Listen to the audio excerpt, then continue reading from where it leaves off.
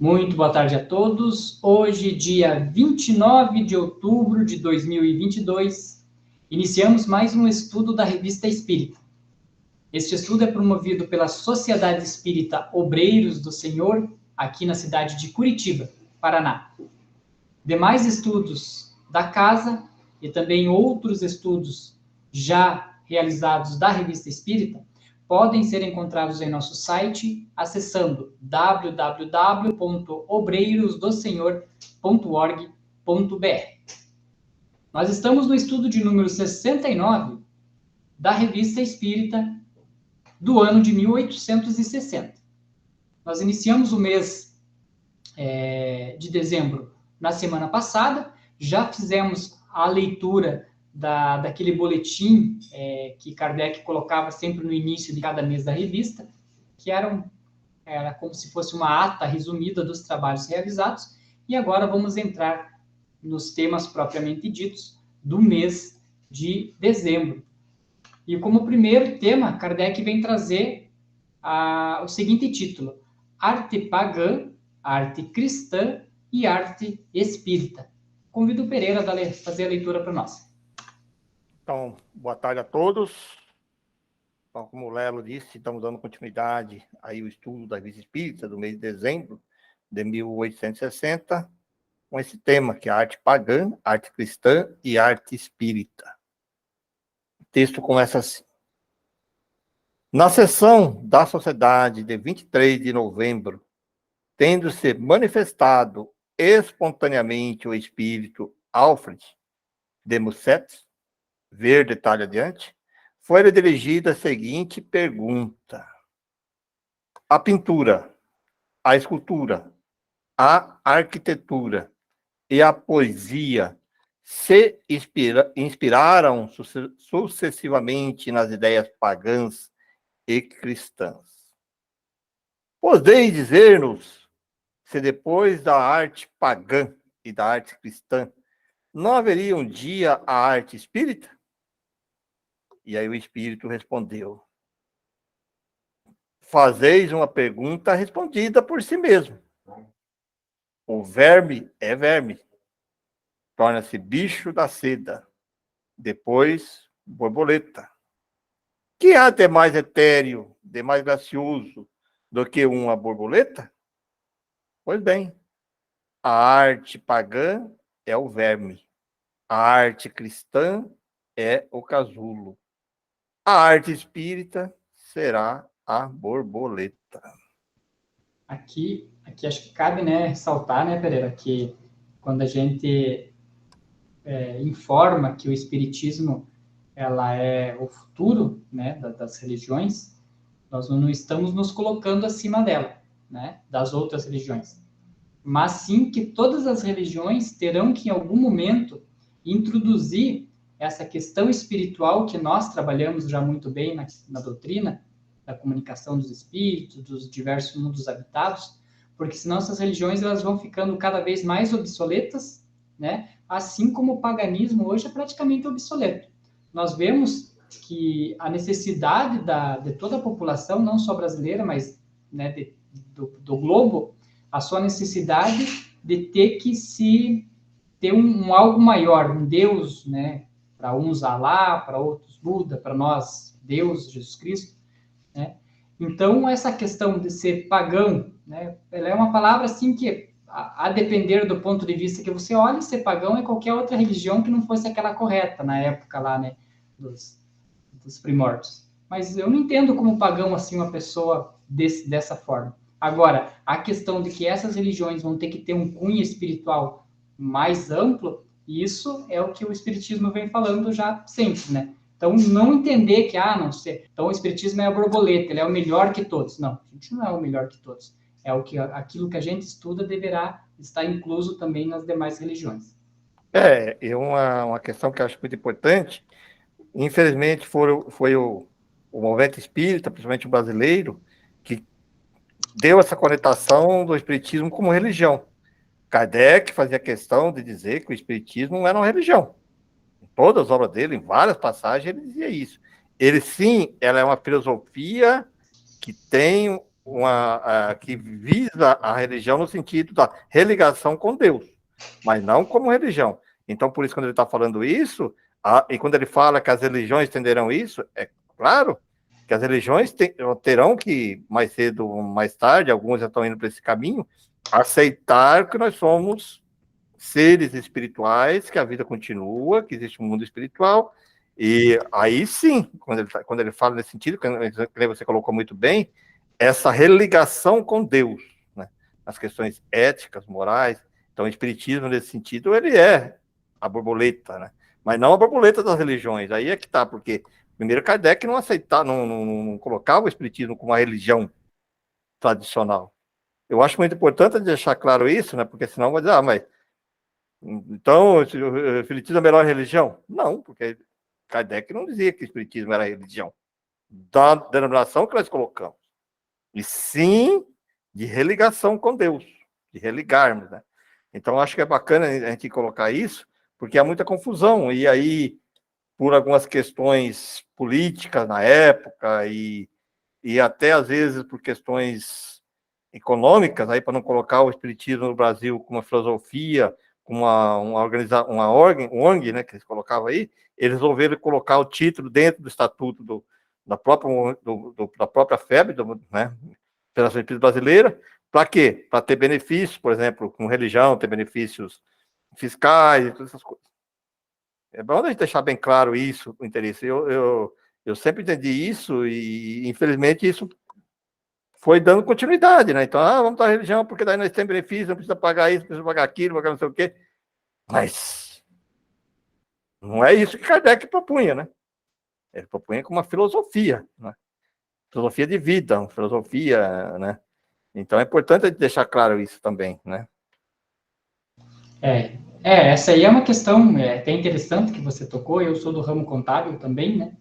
E os templos, a iniciativa religiosa, ela tem a abstenção de impostos no Brasil. Mas é interessante, né? Porque daí, lógico, para que o espiritismo não tivesse que pagar imposto como uma associação comum, deu-se o cunho religioso. Eu não vejo nem como errado do espiritismo, né? Porque a gente não tem nenhum, dentro do espiritismo, não tem nenhum cunho que ofere lucro, né? Porque normalmente todos os livros, todas as palestras são revertidas em prol da caridade, né? Do movimento, né, em si, então não ofere lucro, mas eu vejo que está errado lá na essência da tributação já brasileira, saindo até um pouco do nosso tempo, né? De entender que não é uma associação, não é uma religião, mas ela tem um cunho religioso, então ela poderia se enquadrar como religião mesmo sem selo. Eu acho que até não foi nenhuma questão de cunho financeiro, mas político. Por quê? Na época do surgimento do espiritismo, existia vamos dizer assim, uma perturbação também política na época, negócio de comunismo e tal, aquela briga. E aí as igrejas, ela tinha certa liberdade. Por exemplo, se não coloca o título de religião, você não poderia abrir, você não poderia atender o público da maneira que atende hoje, até hoje. Então, eu acho que, na minha opinião, foi mais uma questão mais política para exercer as suas atividades como religião, que daí você poderia fazer, abrir lá no domingo, senão você estaria com muita restrição de atendimento ao público.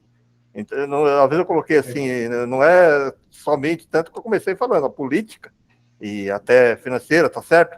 Mas a coletação, acho que de religião foi mais por causa dessa linha, de poder ter alvará, autorização para você exercer atividades, como um templo, né? Porque daí você é religião, ninguém pode perseguir religião, porque é uma religião, você pode abrir no domingo, atender as pessoas, tal. Acho que na época foi bem mais para essa linha. Assim, não, com certeza, eu lembro até, inclusive, para quem vê ali o logo do nosso estudo, né, do Kardec, deixa eu até pegar aqui para vocês verem, ao fundo da nossa logo, do nosso estudo, vou voltar ele aqui no comecinho, acho que ele parece maior, aqui, ó. Então, esse texto que está aqui atrás, aqui, ele é um texto de Kardec, né? Ele é uma carta que Kardec endereçou ao delegado da cidade da época, solicitando permissão para que eles pudessem fazer os encontros, né? Os encontros ali espíritas. Porque, como diz o Pereira, naquela época existia muita perseguição mesmo, que não poderiam se reunir nas casas e tal. No Brasil também teve bastante no início. Então, essa aqui é uma carta de Kardec endereçada ao delegado lá. Então, ele aguardou permissão, aí quando a delegacia lá deu autorização para ele começar a se reunir, aí que ele começou a fazer os estudos da revista. E você imagina no Brasil, os caras queriam abrir aqui uma federativa e começar a aplicar a espírita legalizada. Se eles não vão para essa linha, não conseguiriam, né, de religião. Aí depois que ele foi aceito como religião, aí teve todas essas permissões, né, de poder atender o público. Então, na minha opinião, eu estou dizendo o fato que, na minha opinião, o que mais pesou na época foi isso. Porque as questões de benefício não são muito pouco. E tá correto, né, Pereira? Você já imaginou se não tivesse tomado essa decisão, né? Sim. Hoje não estaria aqui. Só que hoje você pode, por exemplo, as casas espíritas, quando elas vão se abrirem, umas filiais, não é filial, abrir uma casa espírita, que são instituições separadas, né? Você vai abrir uma instituição espírita, uma casa espírita, você pode tirar o nome, você coloca se você quiser. Você não precisa estar escrito religião lá, né? E as pessoas continuam, pegou um hábito, pegou um costume e criou-se assim, a religião, as religiões espiritualistas, a religião espírita, ficou com essa linha, né? Então, isso é uma coisa assim que cultural, que é difícil você mudar isso. Sim, com certeza. E qualquer perseguição a qualquer religião que seja é inaceitável. Exatamente, tem todas essas questões aí. Vamos lá, então. Depois, Kardec continua. Quanto mais se aprofunda o sentido dessa graciosa comparação, mais se lhe admira a exatidão. À primeira vista, pode-se supor que o Espiritismo, bem como ela colocou, tivesse a intenção de rebaixar a arte cristã, colocando a arte espírita no coroamento do edifício. Mas não há nada disso. E basta meditar nessa imagem poética para assimilar-lhe a precisão. De fato, o Espiritismo se apoia essencialmente no cristianismo. De modo algum, vem substituí-lo. Completa-o e o reveste com uma túnica brilhante. Nos primórdios do cristianismo encontram seus germes do espiritismo. Se eles se repelissem mutuamente, um renegaria o seu filho e outro o seu pai. Comparando o primeiro ao casulo e o segundo à borboleta, o espírito indica perfeitamente o laço de parentesco que os une. Há mais, a própria imagem descreve o caráter que um inspirou e que o outro inspirará. A arte cristã teve de inspirar-se nas terríveis provações dos mártires e revestir a severidade de sua origem materna. Representada pela borboleta, a arte inspira-se nas vaporosas e esplêndidas paisagens da existência futura, que, se desvendada, deletará a alma que a arte cristã havia tomado de admiração e de temor. Será o conto de alegria após a batalha.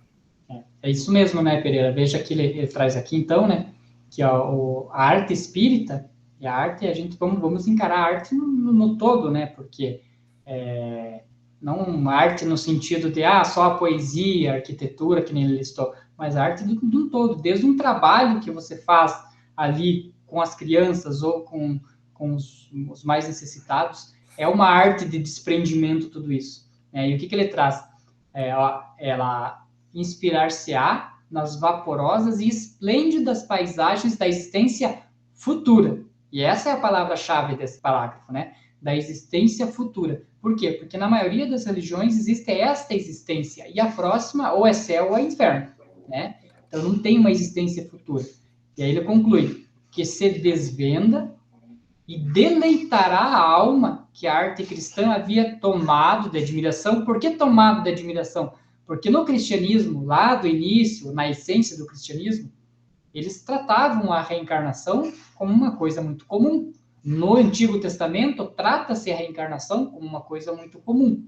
Mas o que aconteceu? Ela tomada de admiração e daí de temor, né? E aí que se aboliu, então, essa reencarnação e tirou um pouco da essência do que era um cristianismo por completo.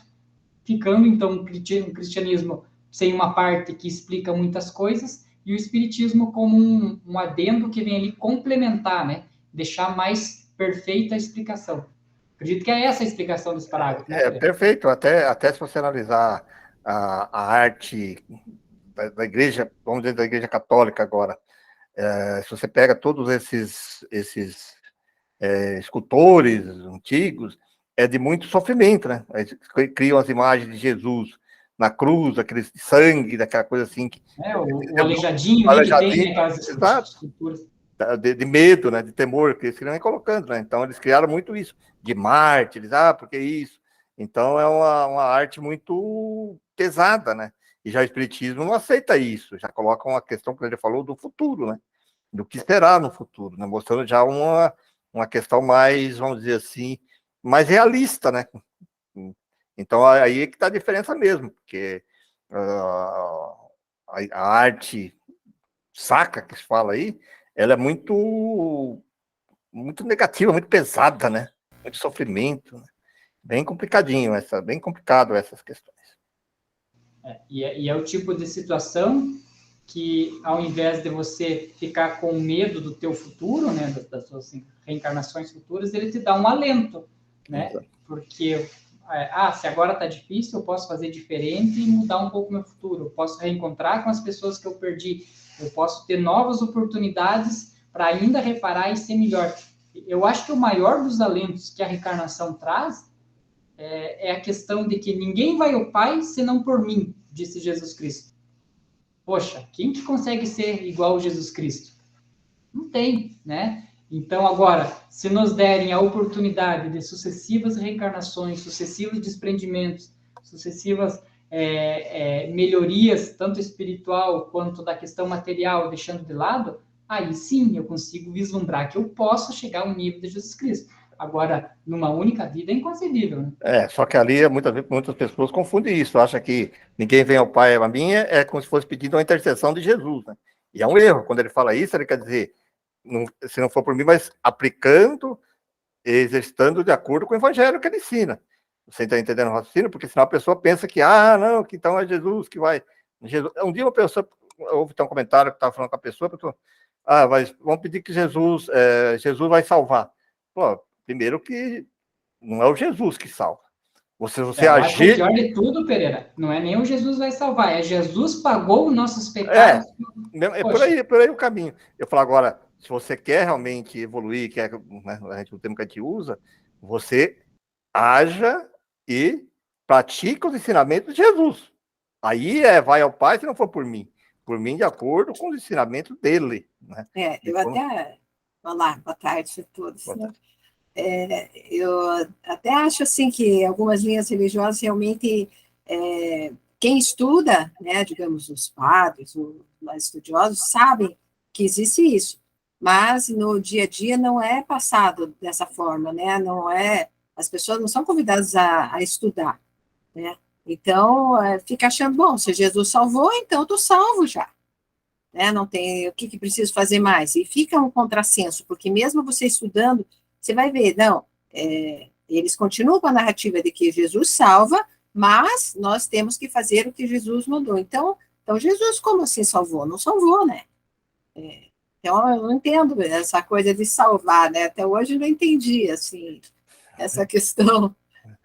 Então, exatamente, nós estamos colocando aqui sobre a arte cristã e a arte pagã, que é a comparação que nós estávamos colocando, que ele coloca ali no texto, né, até que é essa questão aí da arte sacra, uma arte pesada, mostrando Jesus na cruz, crucificado, e aquelas imagens de santos, e o espiritismo já vem com uma maneira diferente de ver o futuro, que ele coloca nesse texto, que foi colocado aqui. Então vamos dar continuar mais um pouquinho aqui. Só para concluir, tanto né, que o espiritismo ele é tão não adepto a essas questões de ilustração, que a gente não tem ilustração quando quer fazer um evento, né? Quando quer fazer um evento, quero fazer um evento. Nós não temos quase ilustração, porque a gente não virou adepto disso. Deus é assim, a cruz tem que estar vazia ou tem que estar com Jesus crucificado? A gente fica meio que alheio, e meio que rouba até, às vezes, né, um elemento de uma religião, um elemento de outra, para fazer uma ilustração. Mas eu acho que o Cunha é realmente isso, né? É focar na essência e não naquilo que tenta trazer a ideia, né?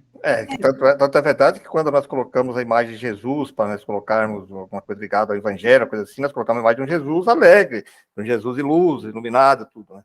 Jamais uma imagem daquelas...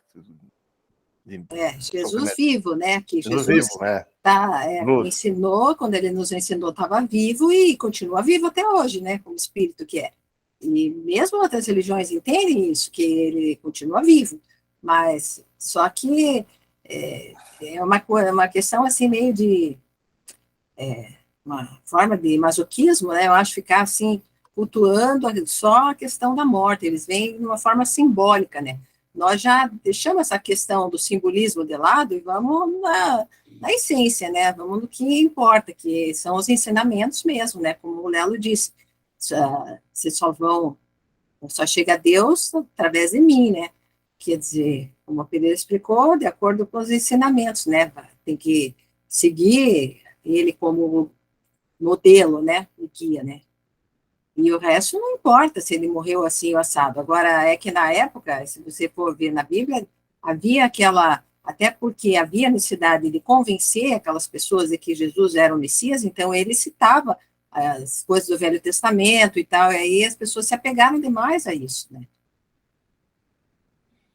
Bom, então vamos continuar um pouquinho mais aqui no texto. Aqui. O Espiritismo encontra-se inteiramente na teogonia pagã, e a mitologia não passa de um quadro da vida espírita, poetizada pela alegoria. Olha que interessante. E eu sempre pensei assim também, né? Zeus, Hera e tal, são formas, né, do povo conseguir explicar o que eram aquelas forças, né? E não vamos nem precisa ir na mitologia, nós vamos trazer para os indígenas, o Deus Sol, o Deus Lua e tal, eles tentando personificar, né, uma questão que é uma criação de Deus. Então, essa questão de Deus, Zeus, ser o Deus dos deuses e tudo mais, né? O Espiritismo veio até explicar isso, né? Em muitas das citações ele veio explicando isso. Até esses que você citou, então, por exemplo, o Deus da Guerra, que eles tinham, Marte e tal, né? Na verdade, são facetas da personalidade humana colocadas ali para que você possa entender e administrar isso, né? Da melhor forma possível. Que são os exageros que nós temos que ir nos aprimorando, né? Mas são forças mesmo, né? Forças humanas, né? Do amor, da guerra, do sexo, de tudo isso, né? Até estudando o livro dos Espíritos, agora eu lembro as questões ali, que quando faz essa pergunta, que no começo da população era politeísta, né? Não acreditava em muitos deuses. Mas a explicação é bem clara, era exatamente por isso que a gente está comentando aqui. Porque eles não conheciam, então eles acreditavam a essas figuras como um deus, com vários deuses, né? Depois, hoje nós sabemos que isso aí não era Deus, era só espíritos, né? E que nós só temos só um único Deus, né? Mas no começo era bem isso. Os primitivos, aqueles que não conheciam, criava alguma coisa, dava certo com a intuição do espírito, que tinha mais sensibilidade, ou Deus não sei o quê. Os egípcios usavam isso, e se a gente vê aí também todas as outras linhas religiosas, aí, as tribais, e tudo utilizavam esses critérios no início. Coincide, né? É interessante que coincidem todas elas, porque, na verdade, sempre houve pessoas que a gente até sabe que eram mais intelectualizadas, que vieram de outro planeta, mais evoluído, que elas tinham noção dessas coisas e repassavam para o povo de uma forma simbólica, na verdade, né? É bem interessante isso. Por isso a importância de nós estarmos estudando aqui, né? Para esclarecer essas questões. Né? Então, a pergunta. Quem não reconheceria o mundo de Júpiter nos campos elíseos, com seus habitantes de corpos etéreos? E os mundos inferiores no Tártaro? E as almas errantes nos manés? E os espíritos protetores da família nos lares e nos penates, nos letes, o esquecimento do passado no momento da reencarnação? Nas pitonisas, nossos médios videntes e falantes? Olha que interessante, Bem né? que nós estávamos falando, né? As pitonisas lá da época que traziam, né, a visão do futuro, né, o que eram? Os médios videntes e falantes. Explicou, né, já a questão da pitonisa e tirou toda, né? Não tirou a magia, por quê? Porque ser médium não é uma coisa que te transforma numa pessoa totalmente diferente, é uma condição que você veio, mais que tudo é uma missão, né? Então, mas aí que vem uma questão muito importante do advento da doutrina espírita, que foi a codificação espírita, porque naquela época essas pessoas que tinham essas capacidades mediúnicas, elas eram trancadas, fechadas, e num círculo fechado, onde que só utilizavam os conhecimentos para esse grupo que estava lá, no caso pitonista. E aí, quando veio o advento do espiritismo, Kardec, o que ele fez? Ele popularizou isso, quer dizer, não existe local, não existe religião, não existe, todos podem colocar. Então, e naquela época, quando os próprios poderosos que tinha lá, os líderes religiosos de todos os reinados e tudo que tinha lá, quando saía isso, eles traziam para o lado deles e era fechado, né? Tinha que seguir a cartilha dele. O desenvolvimento da mediunidade, né? Era feito nos templos fechados, eles escolhiam aqueles, e aí tinha que seguir uma série de rituais e crendices, na verdade, né? Algumas outras eram verídicas, mas eram revestidas de um ritual, assim, e preparavam essas pessoas. Então, o povo ia até consultar, né? Era aberto ao público lá, né? Que nem tinha os templos lá, dos oráculos e tal. Mas ninguém sabia como que aquela pessoa tinha aquele poder, aquela capacidade, né?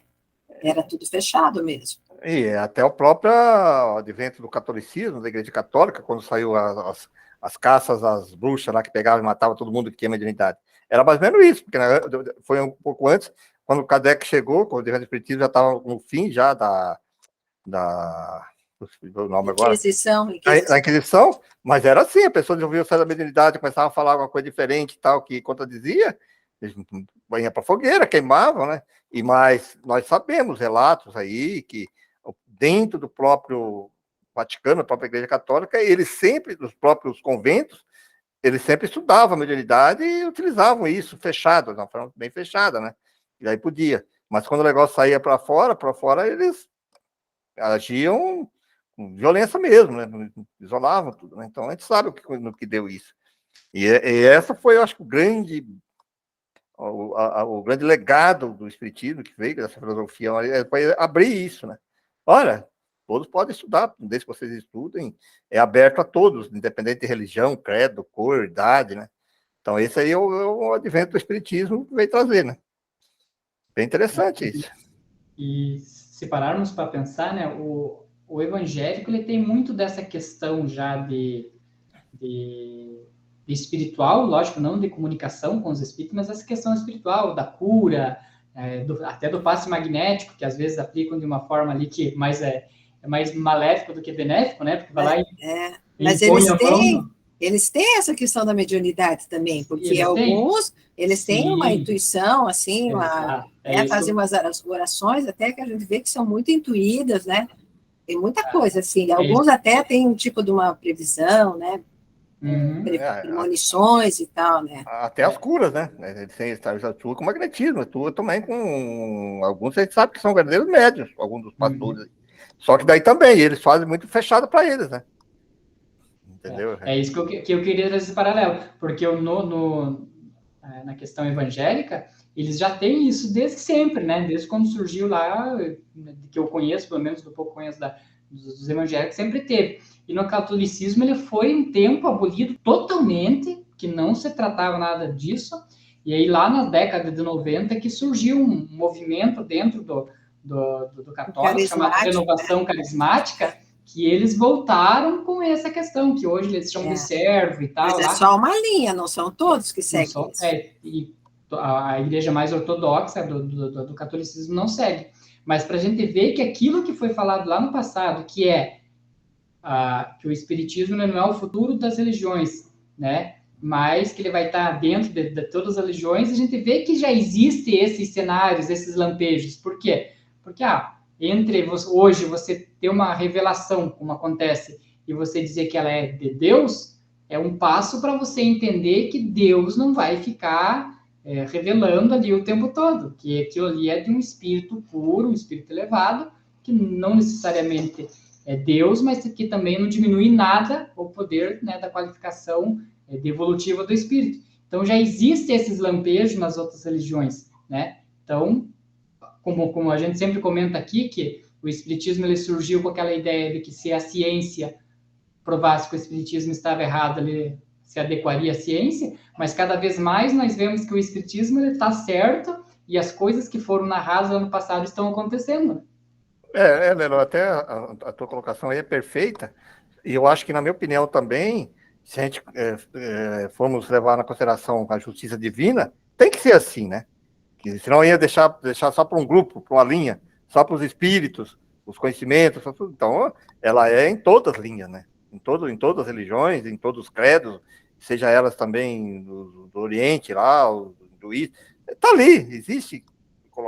E vai ter que chegar um ponto que eles vão ter que convergir, que aí o que ela discutimos anteriormente, que é a questão moral, né? Ética moral. Quando tiver essa conduta moral, independente da religião que a pessoa denomina, por isso que eu volto sempre de novo, que o Kardec fazia questão de tirar o espiritismo como uma religião, entendeu? Como uma filosofia, porque daí você pode atuar em todas as outras sem problema nenhum.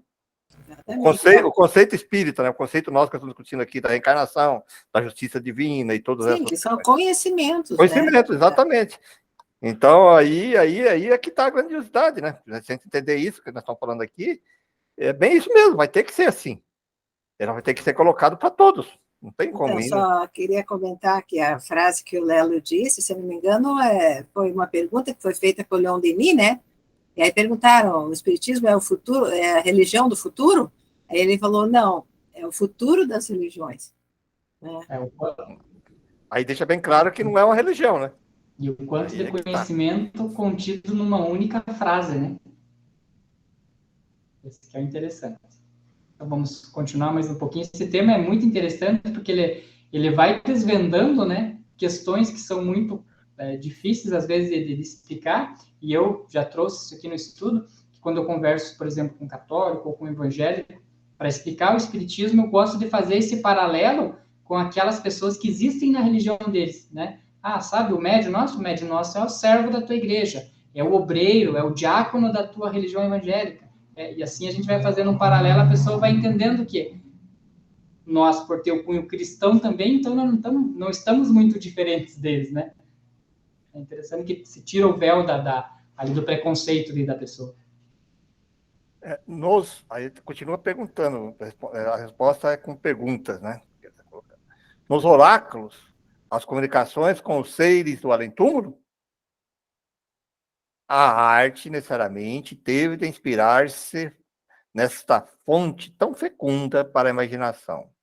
Mas para levar-se até o sublime do sentimento, faltava-lhe o sentimento por excelência, a caridade cristã. Não conhecendo os homens senão a vida material, a arte procurou, antes de tudo, a perfeição da forma. A beleza corporal, então, era a primeira de todas as qualidades. A arte apegou-se a reproduzi-la, a idealizá-la, mas só ao cristianismo estava reservada a tarefa de fazer ressaltar a beleza da alma sobre a beleza da forma. Assim, a arte cristã, tomando a forma na arte pagã, adicionou-lhe a expressão de um sentimento novo, desconhecido dos antigos. Como dissemos, porém, a arte cristã ressentiu-se da austeridade de sua origem e inspirou-se nos sofrimentos dos primeiros adeptos. As perseguições impeliram aos homens a uma vida de isolamento e de reclusão. E a ideia do inferno, a vida ascética. Eis porque a pintura e a escultura são inspiradas, em 3/4 dos casos, pelo quadro das torturas físicas e morais. A arquitetura se reveste de um caráter grandioso e sublime, embora sombrio. A música é grave e monótona, como uma sentença de morte. A eloquência é mais dogmática do que comovente.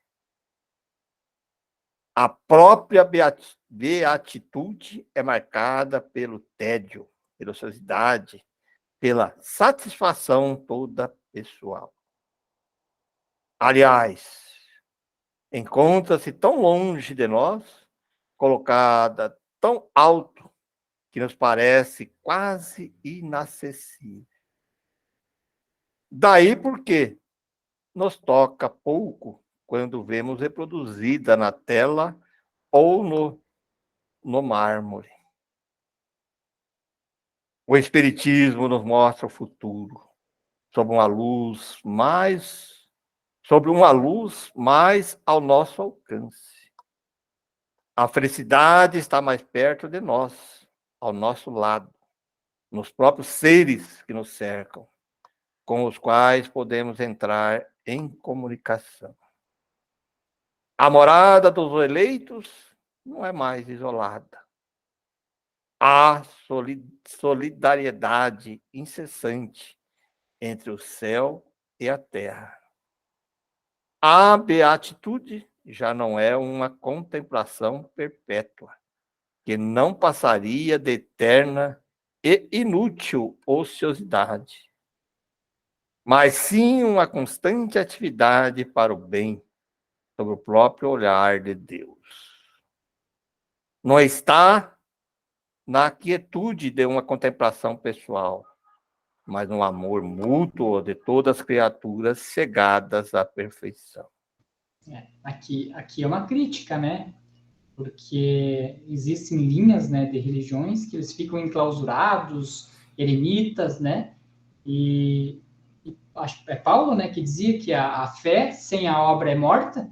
E aí a gente vê totalmente o contrário, que ali é uma vou dizer ociosidade, mas uma contemplação profunda, tanto de uma tentativa de ligação entre nós, terra e o céu, mas sem fazer nada em volta, né, para tentar mudar a parte encarnada, a parte física da terra, né? A doutrina espírita deixa bem claro isso, inclusive, não basta você não fazer o mal, você tem que fazer o bem. E aí vem outra parte. Até tem uma pergunta nisso, agora também não lembro, a gente não guarda os números das perguntas, que quando a pessoa, por exemplo, se ela ficar uma vida, vamos dizer assim, de isolamento, mas desenvolvendo um projeto que possa ajudar pessoas, desenvolver uma vacina, uma coisa assim, isso é meritoso, porque tem mérito disso. Agora, você ficar uma vida enclausurada só em oração e meditação, para quem? Para quê? Por quê, né? Então não tem mérito nenhum nisso, né? Pode ser que não fez mal nenhum, não fez, mas e o bem, né? Você colocou aí, para quem que serve? É muito mais mérito. Eu acredito assim que não é de todo jogado fora, porque às vezes a pessoa precisa, digamos, você não sabe o que ela passou em outras encarnações, né? Muito atribulado, digamos, foi um guerreiro, matou muita gente, esse tipo de coisa. Aí talvez precise de uma encarnação, né, em que vai acalmar, vai meditar, vai, né, considerando que não dá para taxar, nada no espiritismo é taxativo, você dizer, foi perdida aquela encarnação. Nem sempre. Mas daí fica para ela própria, né, Sônia? Sim, mas já é pessoal, alguma coisa. Como disse Sim. o texto, é uma coisa pessoal. Sim, com certeza, mas se ela conseguir melhorar, aí numa próxima ela já tem toda a força para ajudar os outros, porque senão vem aqui, quero fazer caridade, mas você está cheio de problemas, não consegue nem fazer caridade, né, não é verdade? Eu acho que a gente não deve também julgar, assim, tão precipitadamente em uma situação dessa, porque cada caso é um caso, né? Eu concordo com você aí no sentido, porque nós estamos falando em termos de mérito, de meritório. Agora, depende do motivo. Concordo com você, que não dá para... Depende do motivo que a pessoa fez esse encausulamento. Se ela foi lá porque ela se sentia tão perturbada, tão que necessitava passar, ótimo. Mas muitas vezes alguns vão por fuga mesmo, né? Para não querer enfrentar a realidade da vida, né? Aí é que tem que saber, por isso que não dá para a gente dizer, taxar. Rótulo. Rótulo. Mas, por exemplo, mas nós estamos falando em termos de mérito, né? Que ele está colocando ali, né? Que é muito mais meritoso isso, né? As pessoas se você puder optar, né? Acho que você tem que optar por uma vida de embate com os outros, relacionamento, porque é aí que você vai burilando, né? Teu interior. Normalmente, né? Mas eu acho assim, por exemplo, uma pessoa dessa, assim, algumas são, a gente até já conversou sobre isso, pessoas que vêm com tribulações interiores e no relacionamento elas acabam não dando conta, e aí desenvolve, por exemplo, uma bipolaridade, uma esquizofrenia, porque não dá conta de lidar com os seus conteúdos interiores, né? E talvez o espírito possa optar, né? Não, eu estou tão atormentada, eu vou ter uma vida mais reclusa, de meditação, de estudo, assentar sentar a cabeça, como a gente diz, né? Para se organizar tal, e aprender também a desenvolver, por exemplo, a tolerância, uma série de coisas, né? Não, a diminuir a impulsividade, porque você vai, ali você vai fazer, eles têm sempre aquela disciplina, né? Por exemplo, orações e uma série de coisas que fazem parte também da disciplina do espírito, né? Então, eu penso que algumas coisas não são totalmente inúteis, né? Só que, assim, nós, por exemplo, aqui, o que você vai orientar um filho teu a ser? Se você quer que ele progrida mais, obviamente que você vai querer que ele vá ter os embates normais, né? Com as outras pessoas na sociedade para desenvolver essas aptidões, né? E essas virtudes mesmo, né? De uma forma mais útil, né? Na contínua luta para vencer suas inclinações, né?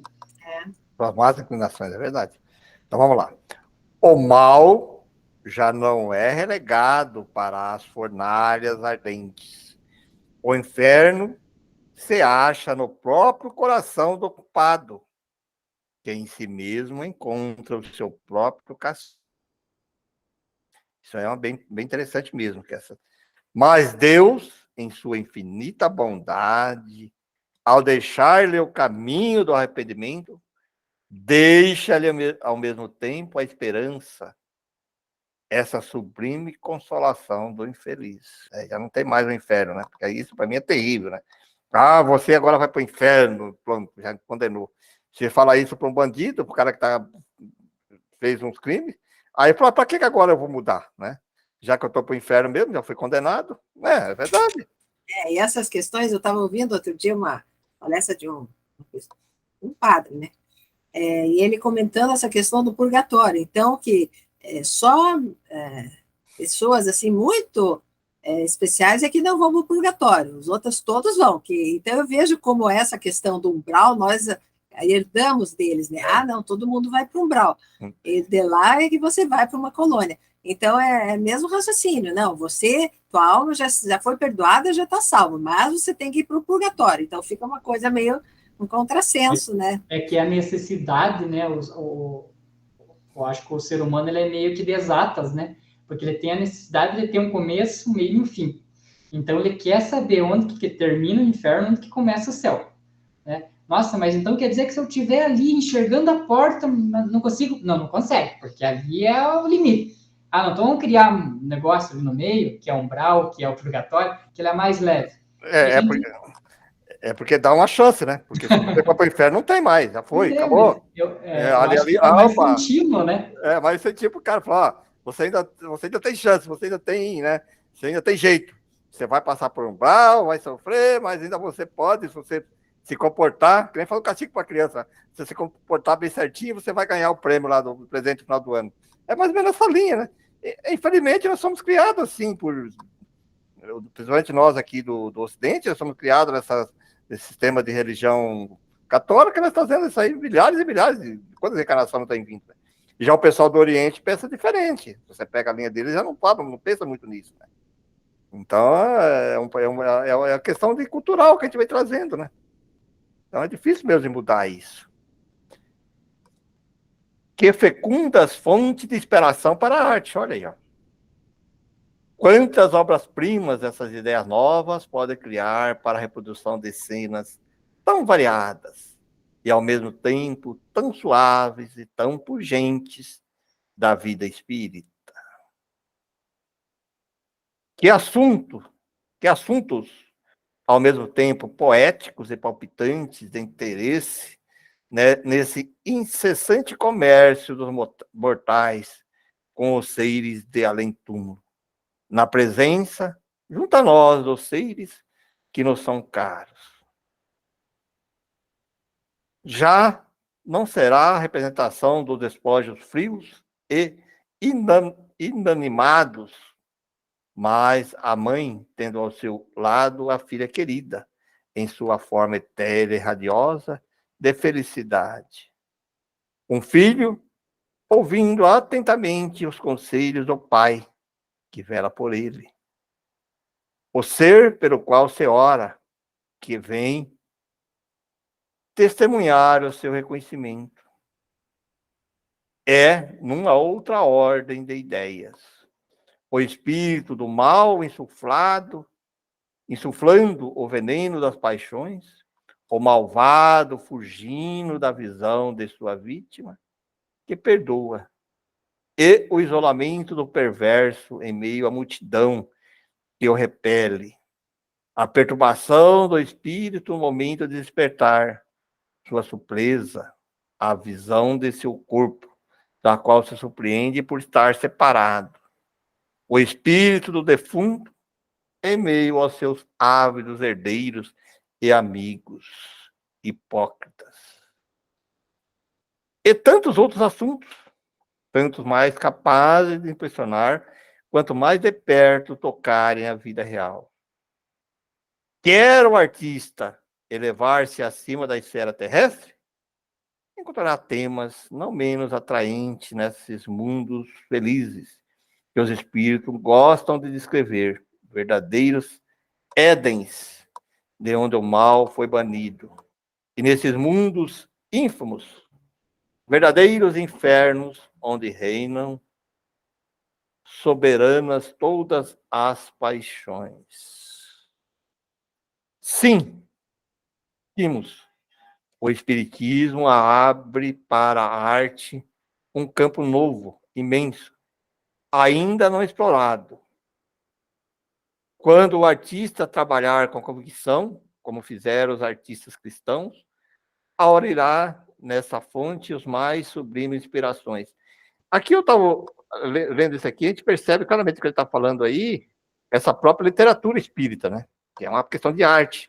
Então você vê aquelas obras, quando você pega Divaldo Pereira, quando conta os livros que conta lá, conta a história do mundo espiritual, né? Diferente. Você pega lá 50 anos depois, 100 anos lá, vai pegar todas aquelas obras, você vai lendo aquilo lá, ele vai contando uma história do mundo espírita. As próprias obras do Chico, né? A própria obra de André Luiz é uma arte, né? É mas de contar como que o mundo espírita, seja poetizado, ou seja lá, romanceada, que for, mas ele traz essas questões aí que ele fala, né? Você vê os espíritos se relacionando, conversando, né? É diferente da arte cristã antiga, né? Que ele fala no começo lá retratava o sofrimento. Bem interessante. Sim, uma das, talvez uma dica, uma coisa que poderia ser seguido, que estava conversando com a Suzana esses dias, esses espíritos que são videntes, né, que eles videntes, eu não sei se seria a palavra vidente, mas que conseguem enxergar, por exemplo, existe uma entidade ao meu lado e ele consegue enxergar a entidade, né?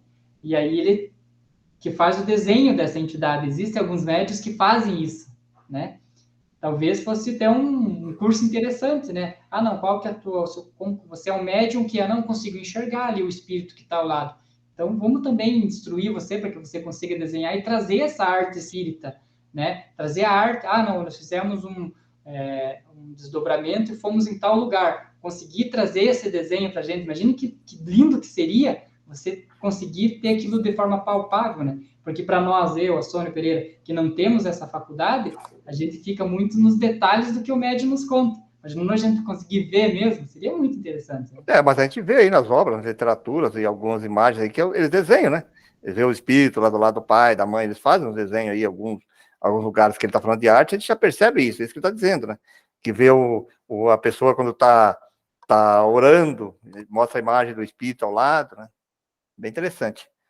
Tá perto para acabar? Então vamos terminar esse texto aqui. Quando dizemos que um dia a arte espírita será uma arte nova, queremos dizer que as ideias e as crenças espíritas darão às produções do gênio uma marca particular, como ocorreu com as ideias e crenças cristãs. E não que os temas cristãos caiam em descrédito, longe disso. Mas quando um campo está respigado, o ceifador procura colher alures e colherá abundantemente no campo do espiritismo. Sem dúvida, já o fez, mas não de maneira tão especial quanto fará mais tarde, quando for encorajado e estimulado pelo assentimento geral, quando essas ideias estiverem popularizadas, o que não deve tardar, porquanto os cegos da geração atual diariamente desaparecem da cena. A geração nova terá menos preconceitos pela própria força das coisas. A pintura se inspirou, mais uma vez, em ideias desse gênero. A pintura, sobretudo, está cheia delas, mas estão isoladas, perdidas na multidão. Tempo virá em que elas farão surgir obras magistrais, e a arte espírita terá seus Rafaéis e seus Michelangelos, como a arte pagã teve seus Apeles e seus Fídias. Interessante, né? É por isso que eu falo, né? Talvez, né? Eu deveria ter um curso, né? Não, qual que é a tua faculdade? Minha faculdade é assim. Na tua faculdade vai ser muito melhor desenvolvida se você souber fazer o desenho. Se você souber... E aí incentivar a pessoa a fazer isso. Acho que teriam nossos Rafaéis e Michelangelos ali como... Essa é uma crítica que nós falamos, não é uma crítica que talvez a pessoa possa compreender nós errado. Uma crítica no lado construtivo. Eu acho que falta mais dentro do movimento espírita, dentro da casa espírita, essa questão do estudo sério dos próprios fenômenos que ocorrem, né? De valorizar mais, por exemplo, as comunicações mediúnicas, como você falou assim, criar grupos especializados para desenhar, né? Hoje você não vê, às vezes quando aparece um ou outro, parece isolado. E às vezes... Lá, quando a gente estava na outra casa espírita, lá, 2016, acho que foi, no estudo do Deon, do Cohen, né, que era a tarde, o estudo da mediunidade da tarde, tinha uma moça que ela, assim, espontaneamente, ela ficava, talvez, desdobrada, não sei, mas aí ela ia desenhando, já levava canetinha e coisa lá, e desenhava as situações que estavam sendo atendidas ali. Às vezes uma gruta, bem bacana, assim. Então, tem que incentivar isso, né? Eu acho que tem que incentivar mais esse tipo de coisa assim, né? Para desenvolver mais essa arte, até talvez para ser mais atrativa, porque hoje existe assim uma coisa assim que a gente percebe, para na nossa região aqui, um desinteresse dos jovens e das crianças. Talvez com essa demonstração de arte, dessa arte que nós estamos falando assim de parecer uma coisa, as crianças, os jovens, né, pequenos começam a interessar mais para o movimento espírita, né? Talvez seria uma maneira assim de entrar por esse caminho, né, da arte, né? Uma arte mais leve, mais suave. Diz que o plano da federação é criar agora o departamento de arte. Pois uma área, né? Uma área de coordenação, enfim. Mas aí não sei se entraria a parte mediúnica aí, né? Mas de qualquer jeito, poesia, canto, essas coisas. Então, mas às vezes não entra com médium ali, às vezes aquele jovem, aquela criança, ele não seja médio, mas ele pois sensitivo. Mas deveria... E aí ele vai, se ele tem a capacidade de desenhar ou de pintar, ele vai pintar dentro dos conceitos espíritas. Você entendeu o raciocínio? Isso para mim já é um grande caminho. Já é um passo, né? Já é um passo para daí a pessoa, se ela tem mediunidade e tem essa vontade, né? E se ela não tem mesmo, se ela tem só intuição, mas se ela desenhar bem, se ela tem capacidade de desenhar, de colocar, ela vai desenhar dentro desse critério, do que ela ouve, do que ela Porque eu acredito que alguns grupos nem permitam, né? Não, ó, aqui não pode desenhar, por exemplo, só escrever. Né? A gente sabe que tem, ó, depende do dirigente, né? Quando permite escrever, né? Que talvez nem isso não permite, né? Não, escrever eu penso que todos permitem, né? Mas daí desenhar já o pessoal fica meio de pé atrás, assim, que eu sei, Os né? próprios médiuns receitistas, né? É raro a gente ver hoje nas casas espíritas, né? E é uma arte, né? Você conseguir manipular um chazinho ali que é para exatamente aquela pessoa, é uma arte. Os receitistas, na verdade, eu acho que eles recebem uma intuição, digamos, né, da equipe médica do plano espiritual, para receitar. Então, antigamente receitavam muito homeopatia, né? Porque a homeopatia agora a homeopatia passou a ser uma especialidade médica, já não pode mais. Então, tem todas as dificuldades, né? Teria que ter um médico para assinar as receitas, né? Hoje, por exemplo, se você é um médico receitista e você coloca um chá lá e você entrega para outro, você pode ser processado. Vai que acontece alguma coisa para a pessoa, Deus me livre. Já existe tudo esse mimimi, essas coiseiras, tudo aqui, né? Antigamente, mas a fitoterapia ainda não, pelo que eu sei, não está tão proibida, né? A homeopatia, que era muito usada no meio espírita, né? Era muito usada, assim, na forma de receita, né? Dr. Bezerra de Menezes passava, a Ivone Pereira fazia receita também, né? E muitos outros, né? E aí, nessa casa que nós estamos fazendo parceria, eles contaram que havia uma pessoa, já de uma certa idade, que fazia isso, mas agora ainda não retornou depois da pandemia. Não sei se vai querer retornar também. Mas aí eles até tinham uma farmacinha de homeopatia que eles mesmos manipulavam. Então, imagine, hoje em dia é impossível legal, isso. Né? Mas que legal, né? É impossível, é contra, mas que legal, né? Bacana, bem bacana, porque aí não adianta dar receita, algumas pessoas não têm condições de comprar, né?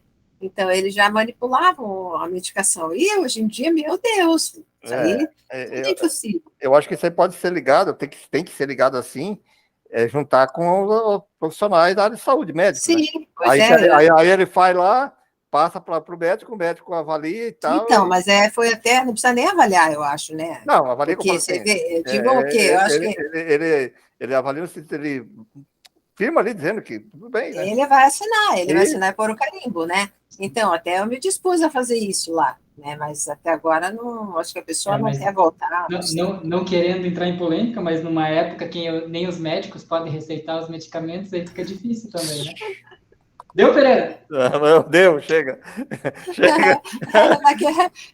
Já aproveitando esse gancho, aquela hora que estavam falando lá das coisas, eu até me lembrei de outras coisas piores que essa que o Léo estava dizendo, mas depois pensei, vou fechar minha boca, porque... Muito bem. Hoje em dia, até o pensamento da gente, eles querem... Bom, gente...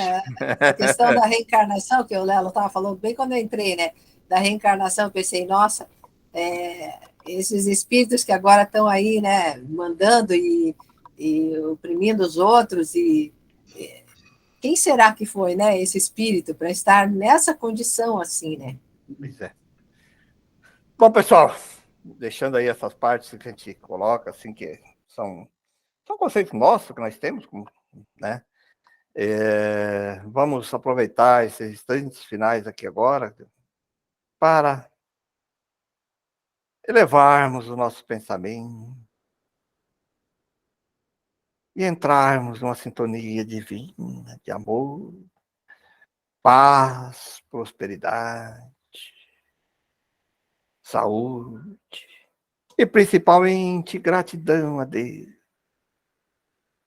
Obrigado a Deus por mais essa oportunidade reencarnatória que estamos tendo, por mais essa oportunidade de estudo, aonde estamos buscando, através da leitura, da conversa instrutiva, do diálogo, ir indo ao encontro das verdades que muitas ainda estão ocultas. Obrigado, Deus. Jesus, mestre querido, como foi colocado hoje no nosso estudo, Nós temos como a nossa essência o cristianismo. Por isso, a nossa gratidão a Jesus, que nós temos como nosso guia, nosso mestre. Não como um salvador, mas sim como um mestre que nos mostra o caminho.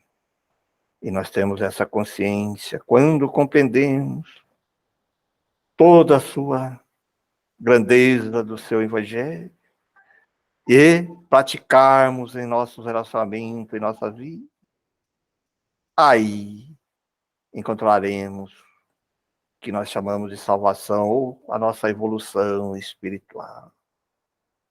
Mas esse é um processo longo, que demanda muito esforço e muito estudo. Gratidão, mestre querido. Gratidão a todos os amigos da codificação espírita, que o advento do espiritismo veio nos trazer o alento, retirar o véu do mundo espiritual, para que possamos assim compreender mais claramente o evangelho.